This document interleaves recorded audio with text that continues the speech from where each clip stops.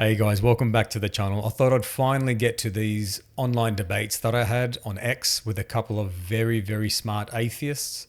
This is just to show that, you don't have to have a university education.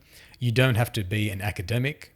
All you need to do is to lean on the word of God and believe that all knowledge begins with the fear of him, as Proverbs 1:7 says.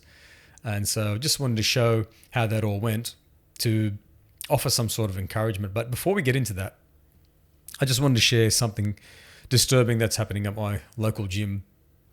So there's a guy, biological male, walking around, and he's got a wig and I'm pretty sure makeup. So it's obvious he's dressing up. He's cross-dressing as a female. Now, what's causing some ruckus is that this guy is going into the female bathrooms. And I happened to speak today to one female member from the gym who was just so distraught by this, so upset. She just feels like she's not comfortable. She's not safe going into the ladies' bathroom, a place where she should feel safe. And, all the men listening to me right now, imagine your sister, imagine your mother, imagine your daughter being in this situation. This is just not right. It's just not right. I know the laws of our day support this, and there's a movement behind this. Doesn't make it right. In fact, lots of people are very confused on all of this, but just something I thought was just very sad. And you know what? It brought her to tears, this woman. It brought her to tears. She was not only fearing for herself, but she was fearing, for her children in the future. What are they going to be subjected to? And rightly so. I mean, it's just terrible to see in our day and age. But this is something that we're called to as the people of God. We're called to do spiritual warfare with these ideas, with these principalities. These are the things that we need to engage with as Christians. We can't be silent. We need to speak up. And there is strength in numbers. And so I think there's a calling for all of us. We can't stay silent, and we need to get involved in matters like this in the culture. But I thought I'd just share that quickly. Now, on to these debates, which I had on X. Look, online debates. It ain't much, but it's honest work. Okay. But yeah, I mean, it's a good thing to do. And this is just an encouragement for you.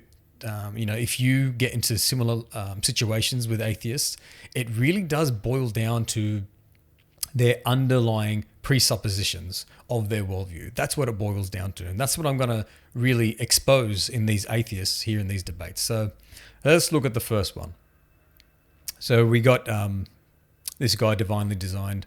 He's obviously a Christian. He's always posting evidence and things that we see in the world of intelligent design. And so I caught this fella, Mathieu Clerc. I'm pretty sure he's French. And he says, this is chemistry, not magic. Challenge accepted. Let's go. So I replied, typical response to undeniable evidence. It's just science, nothing more. You actually undermine the whole pursuit of science if you stop asking the questions at how or why something is the way it is and simply blatantly assert it just is. So my point there being is that you're just taking things for granted. You're just saying, that's just chemistry. Well, you're not explaining much, are you? If you're just calling it what it is, do you have an answer for how that is and why it is? That's what we're going to get into. So he backs it up and he says, well, it's not just science. Okay. It is nature. Oh, so now we've moved the goalpost. It's not science, it's nature. Okay. Science is a tool we created to understand nature. So science is a tool. Okay. Just keep this in mind. Science is a tool that we created, right, to understand nature. And pretending chemistry is magic is not asking questions. It's giving up on trying to understand. Notice who stopped asking questions up here when he said, this is chemistry, not magic. It's not the Christian, right? In any case, let's continue. So I reply, so you're assuming nature is nature, science is nature. What is nature then? Is your assumption that things are just the way they are and that's it? And then he replies, yeah, things are the way they are. And I think, therefore I am. So that's a famous line from Descartes. We wouldn't get very far without basic axioms such as these. An atom is an atom is an atom, and a rose is a rose is a rose. Really good explaining. Who's stopped asking questions now? Yeah. Just shut up and believe it. That's it. It's a rose is a rose. That's it. Okay. Magic does not happen, and Santa Claus is a myth. Okay. And you notice as well, every time he wants to just throw in a little stab, he just wants to throw in a little kick in there every time, wants to kind of get back at me. Not magic. It's not a myth. So anyway, so I'll reply, you're begging the question. Upon your worldview, you actually don't know truly that you are, because you lack any foundational justifiable reason to believe so.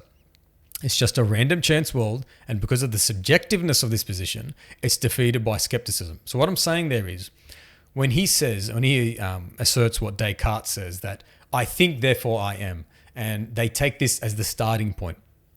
Well, if you're going to build your worldview on that, all one has to ask is a simple question like, but are you really who you are?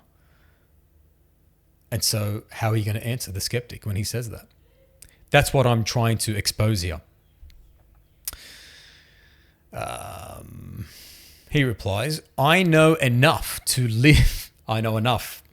Not certainty, I know enough. To live as if I am, in the absence of reasons to think otherwise. I'm not sure how any of this makes my world a random chance world. Well, I jumped the gun there, so I should have kind of held that. I should have held on to that. Basically, I'm getting to the point that it's an evolutionary worldview. It's all by chance, so nothing else makes sense. But anyway, it's a possibility that we in fact live in a deterministic universe. Notice, I know enough to live. I am not sure. And further, he says, it's a possibility. Okay? Although quantum physics seem to suggest otherwise, I'm not sure what you have against subjectivity. I tend to think that objectivity is only relevant to non-sentient objects, as the word implies. Objectivity is an overrated concept. Now, I don't want you to miss the hypocrisy and the absurdity of this statement. Okay. Up here, he wants to assert as an objective fact that this is chemistry and not magic. Okay? When I push and press him, well, I know enough. And I am not sure how any of this makes it. It's a possibility, right? We live in a deterministic worldview. I'm not sure what you have against subjectivity. Well, buddy, what I have against your subjectivity is this, is that you're making your subjectivity objectivity. Okay? See how he's making that leap? See, down here, he kind of just retreats back, into this position of, as a victim and defending himself. Well, I'm not sure what you have against subjectivity. This is all we have. And I know enough to reason like this. Well, this reasoning is not consistent with what you've asserted up here, with your outlook, with your worldview. This is what I'm trying to get him to understand almost. I'm trying to get him to understand how fallacious his worldview is and how inconsistent and incoherent it is. Anyway, let's continue. So I reply, it boils down to this. When I ask you to justify why you believe what you believe through all the layers, there is no objectivity. There it is. Hence, no justification for the worldview you've built on top. Random chance universe cannot explain our rigid, concrete, and coherent universe. Okay, now we get some explaining. I base what I believe. Now, this is all subjective, remember. I base what I believe. Notice, he's not making any objective claims of out there in the world. It's I, me. You're stuck there. He's stuck there. I base what I believe on the concrete evidence I am provided. I base my views on the world on my analysis of my surroundings and the knowledge I've acquired, which is what everybody does, and is the only way one generates her views on the world. Please read this first paragraph slowly. The I believe, what I'm provided, I base my views, my analysis, my surroundings, okay? These are all subjective conclusions, subjective ideas. And then he switches it in the end, which is what everybody does and is the only way one generates her views on the world. Do you see how he's made the leap there?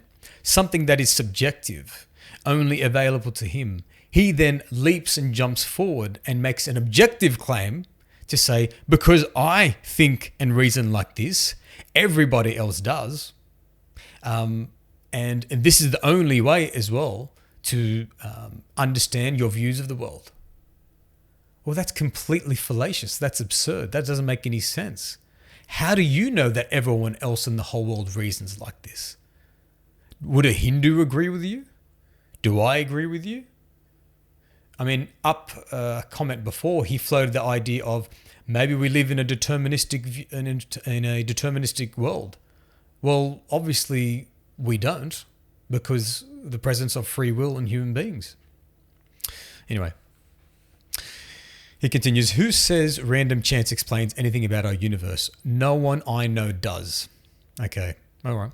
I hear people like yourself say this all the time, and it only demonstrates how little you understand about what is actually known about our universe. The main difference between people like you and I is that I do not pretend to have answers to questions no one has answers for, and I support the scientific pursuits that probe these questions while you prance around singing God did it. So this is like claiming, look, you guys are just using God of the gaps idea, you know, where science has revealed how our universe works, and wherever there's gaps, you put God in there. So this is the claim essentially with this. Stop projecting your own misunderstandings of what you think are people's opinions. You keep on arguing points that you think atheists make when they don't. Your lack of humility is mind-boggling. Oh, don't get me started on humility. One of us has a firm foundation for humility. The other does not. But anyway, you can see already in how many different ways we can go about this. So when I say a random universe, the point I'm trying to make is that the underlying presupposition of his worldview is that the world, the universe, has been created randomly, not designed, not intentional, not purposeful, as a creationist, a Christian would assert. Anyway, I go on. I ask him a series of questions. I'll show you that I'm not projecting. So I asked him, how did the universe come to exist? How do you explain the existence of the laws of logic? How do you explain uniformity of nature? How do you establish a morality that isn't subjective and therefore not universal, absolute? So I just threw all these questions out there. Really, I probably should have just stuck with, say, how did the universe come to exist, or even the laws of logic. Just stick to one. Just take any one fact and you can use that and go down the line with it. But I want to ask him one of these questions. I want to get one of these answers. I want to pick one and go with it, just to show the incoherence of his position on that. Okay, so he proceeded to give me a whole diatribe, like this whole essay, and so I think I just took him up on one, and I said, "Thank you for that. I'd like to quiz you on the laws of logic." So I picked the laws of logic, and that's an easy one. Well, really, they're all easy. You claim that they're a human invention. So he's claiming, he said it up here, laws of logic. The laws of logic are a method of thinking mankind developed based on our interactions with the macroscopic natural world. Wow. Just like language, it is a human invention. Okay. Logic is a human invention. For those who don't know the laws of logic, there's the law of identity, the law of non-contradiction. These are just laws that are just, inherent in our universe. Okay, if you try to contradict someone, well, someone is going to pick up on that contradiction and they're going to say, no, you're wrong. A is A. A is not A. A can't be not A, for example. Okay, so I'd like to quiz you on the laws of logic. You claim they're a human invention. So do you assert that they are an objective part of our universe? Also, without humans present, does logic exist? Without humans or anything sentient with similar cognitive abilities, I suppose, doesn't know for sure, logic does not exist. This guy has just lost the debate. If it sounds counterintuitive, it is probably because the concept of logic is often mixed up with the phenomena it is meant to describe. So he's almost trying to say there's logic, the concept of logic, which we have used language to describe and expand and expound. And then there's the phenomena, which is there. He's really trying to drive a wedge between that. And anyway, in other words, logic is a mean to an end, a tool which helps us generate more coherent truths rooted in reality. Okay. Truths rooted in reality. That doesn't sound like it's a social construct anymore, does it? Can we really create inherent truths in reality? Can I think of a new truth rooted in reality? Okay. It is a method we apply to generate an understanding on specific issues. It is a language which is plastic to what we perceive to be causally linked in the macroscopic world we experience every day. It is born out of our peculiar evolved ability to project ourselves and our thoughts in a future that does not yet exist. I'll have a bit to say on that later. In very much the same way as general relativity, logic would not exist if no one was around to formulate it. So he's really done this, meandering. He's gone around in a circle.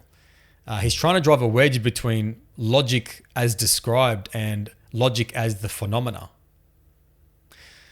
And he comes back to the point that logic would not exist if no one was around to formulate it. So, and in the midst of his comment, he's saying, help us generate more coherent truths rooted in reality. And yet he comes back in the end and says, logic would not exist if no one was around to formulate it. Okay, so I reply, has any human verified with 100% certainty that logic didn't exist without humans around, say in the Jurassic Age? So I'm asking for empirical evidence now, because this is what the naturalists get by on. This is what they rely on: empirical evidence, observable evidence. So I asked him for evidence. If logic didn't exist, do you think he can provide that? Of course he can't. You say it's a human invention. Then later it is rooted in reality, which presupposes its eternal existence. I take it by this, you're a materialist. And then we get another essay. Logic is a method. It didn't exist before it was formulated by humans in the same way that general relativity did not exist before it was formulated.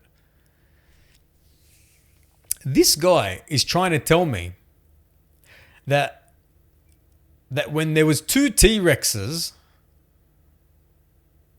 and another two T-Rexes running together in a pack, that they didn't make four T-Rexes. If we could go back in time, he's trying to tell me that we wouldn't be able to make that assertion. He's saying that concept of logic would not exist. Does that sound right? Does that make sense to you? Doesn't to me.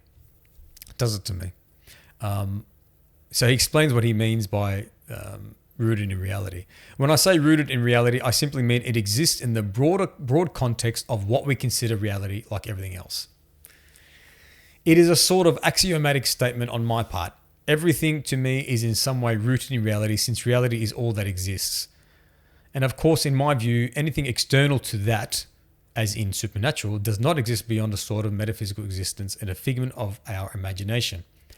I cannot, of course, be certain of this. Okay. So you're talking about faith, buddy?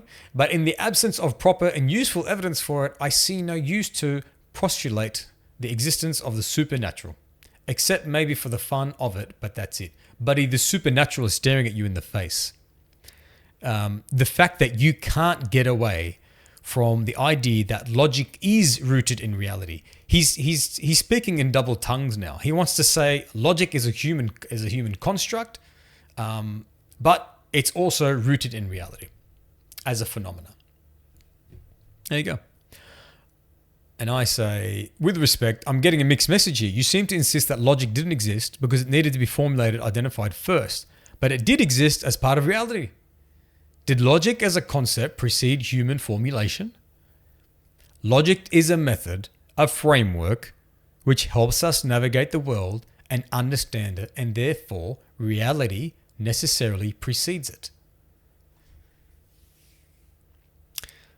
Logic is a method, a framework, which helps us navigate the world and understand it, and therefore reality necessarily precedes it. Do you see the reaching this guy is going to now, the lengths he's going to? He's twisted himself in a knot. I've given him that much rope that he's hung himself. And so my reply is, it seems you take for granted that things just are. I beg your pardon, hold on. Yeah, here we go. It seems you take for granted that things just are, thereby foregoing justification for the universe's absolutes. I assume you're an evolutionist. If so, can you explain how randomness begets universal absolutes, i.e. logic, cause, and effect? So that's going back to how randomness can beget an intelligent, purposeful universe. That's what that is going back to earlier on in the discussion. I continue, therefore logic cannot be an invention. It is simply identifying, expositing information of our reality. So I'm trying to bring him back to the fact that it's part of our reality. You can't just assert that it's a human construct. I don't just go and invent a new law of logic whenever I wish. I can't alter or invent a new law of non-contradiction. It's impossible. These ideas are discovered in our universe. And so the question is, we have for the secularists, for the atheists, is that how do you explain the existence of these universal, absolute concepts in our universe? It just comes down to that. And this guy really just, he ran circles around himself, trying to separate the fact that the laws of logic are universal.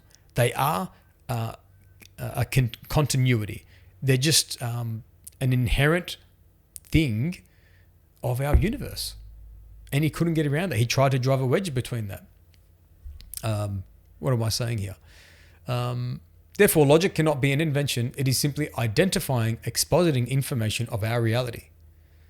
Which are all true, whether or not humans are present, which means you need to have an answer for these absolute universal concepts that exist. Pretty much what I was just saying.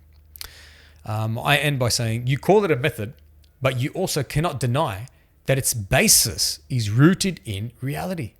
Logic is inherent in our universe because, as you say, it helps us navigate the world. In other words, logic is one of the outward expressions of our reality. Just as I was saying before, we can't just go and create a new law of logic.